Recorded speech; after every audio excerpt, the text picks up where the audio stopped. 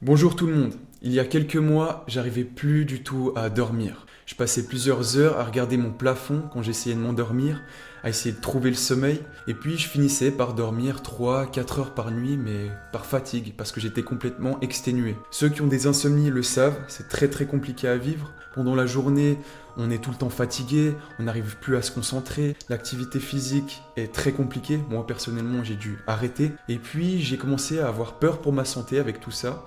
Donc j'ai été faire mes recherches et puis voilà ce que j'ai trouvé. Du coup, j'ai fait mes recherches et je suis tombé sur une étude qui parlait de testicules. Cette étude disait que les hommes qui ne dormaient pas du tout assez, c'est-à-dire 4 à 5 heures par nuit ou moins, avaient des testicules qui étaient significativement plus petites que les hommes qui dormaient assez, c'est-à-dire 7 à 8 heures par nuit. Cette même étude disait que les hommes qui ne dormaient pas assez, donc 4 à 5 heures par nuit ou moins, avaient des niveaux de testostérone qui étaient similaires à des gens qui avaient 10 ans de plus. Donc tout ça, c'est rien de rassurant pour moi et pour mes couilles. Et en plus, j'ai vu d'autres effets secondaires qui pouvaient arriver. Vous pouvez avoir des maladies chroniques, un vieillissement de la peau, à plus long terme des démences ou même la mort. Donc tout ça, vraiment, ça m'a fait peur. Et puis, j'ai commencé à regarder des solutions pour éviter que ça m'arrive et retrouver un bon sommeil. Donc voici 10 habitudes pour avoir un bon sommeil et pour éviter tous ces effets secondaires. Le premier conseil que je vais vous donner et la première habitude à mettre en place, c'est d'être conscient que le sommeil est une priorité. Je pense qu'aujourd'hui dans notre société, on néglige trop souvent le sommeil, on oublie trop souvent que c'est crucial pour notre santé et que pour être en bonne santé, il faut avoir un bon sommeil. Et pour ça, avant d'appliquer toutes les autres habitudes, il faut mettre en priorité le sommeil et faire vraiment attention à avoir assez d'heures de sommeil. La deuxième habitude à mettre en place pour avoir le meilleur sommeil possible, c'est d'établir des heures de coucher et des heures de lever constants.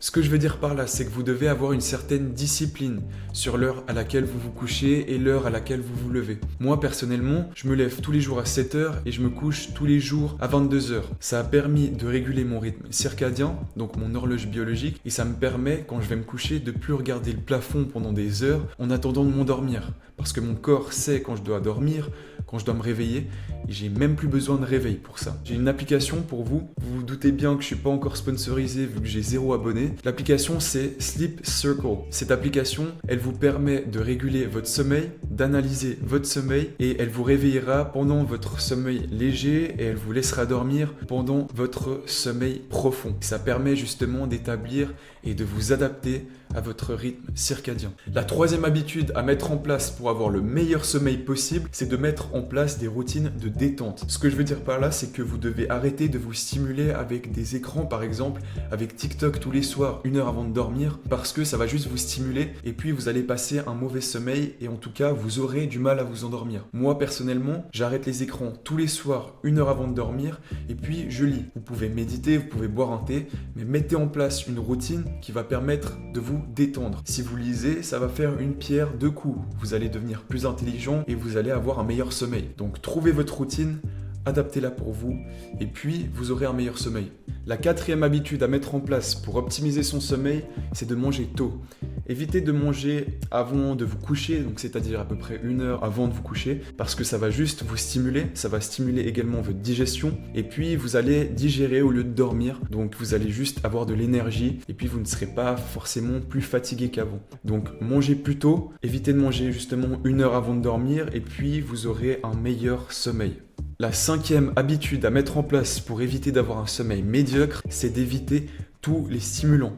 Évitez tout ce qui est caféine, pré-workout, alcool, en fait tout ce qui peut vous exciter avant d'aller dormir. Les gens disent que l'alcool ça peut les aider à dormir, mais il faut faire attention parce que la qualité du sommeil est médiocre après une cuite. Donc faites attention sur l'alcool, évitez l'alcool et puis évitez surtout tous les stimulants après 16 heures. Parce que après 16 heures, ça va juste vous exciter et vous ne pourrez plus dormir. Le sixième conseil que je peux vous donner, c'est d'éviter toute exposition à une lumière trop forte le soir. Notre corps, il est très sensible à l'exposition de lumière. Donc si vous lui envoyez un signal qu'il y a de la lumière, il pense qu'il fait jour. C'est pour ça qu'il faut vraiment éviter toutes les lumières bleues de nos écrans le soir et les lumières trop fortes. Si vous avez déjà suivi mon conseil précédent, vous vous rappelez qu'il faut éviter les écrans 1 heure avant de vous coucher. Mais voilà, si vous décidez de faire une exception un soir, vous pouvez télécharger f.lux, c'est une application sur ordinateur qui vous permettra d'être exposé à de la lumière jaune et pas de la lumière bleue, ce qui va améliorer votre qualité de sommeil et va donner un signal différent à votre corps que c'est plutôt le soir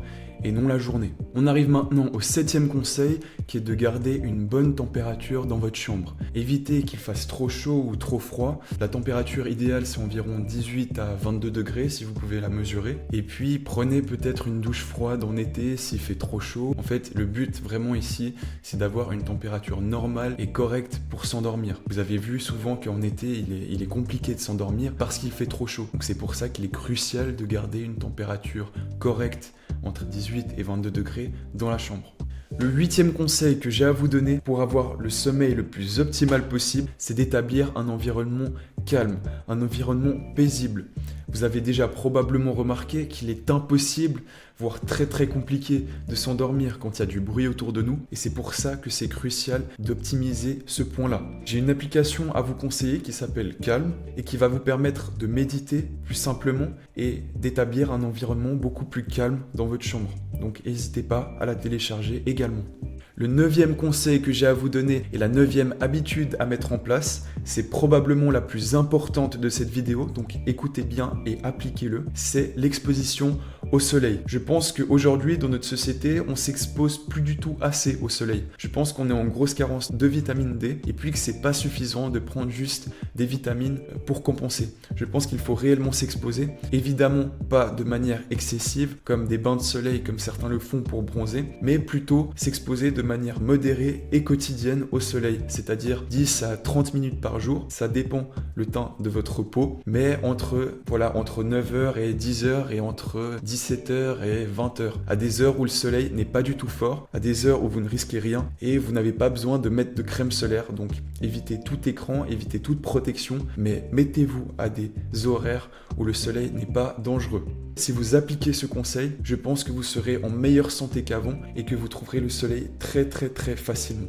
Et maintenant, on arrive au dernier conseil pour avoir le meilleur sommeil possible. Et cette habitude à mettre en place, c'est de suivre votre sommeil et d'analyser votre sommeil. Pour ça, vous avez des montres telles que Fitbit, des marques connues, qui permettent de suivre votre sommeil le lendemain matin, par exemple, de voir la qualité de votre sommeil, les cycles, est-ce que vous avez assez eu de sommeil profond, de sommeil léger, et d'analyser tout ça. Et si tout ça ne va pas, essayez d'optimiser les autres habitudes que je vous ai données pour avoir le meilleur sommeil possible. Et voilà, je vous ai donné maintenant les 10 habitudes pour avoir le meilleur sommeil possible. Maintenant, personnellement, j'ai un sommeil beaucoup mieux, j'ai plus de problèmes d'insomnie et puis je vais beaucoup mieux également psychologiquement et physiquement. Donc tout ça, c'est parfait. J'espère aussi que les personnes qui avaient un bon sommeil, en tout cas une bonne qualité de sommeil, mais qui ne dormaient pas assez, que je vous ai fait prendre conscience que c'était très important d'avoir un extrêmement bon sommeil pour votre santé et pour votre vie en général. Et voilà, j'espère que vous avez aimé cette vidéo et que vous pourrez me suivre par la suite pour devenir la meilleure personne possible, la meilleure version de vous-même et faire partie des top 1% de cette population. Merci à vous tous et à bientôt.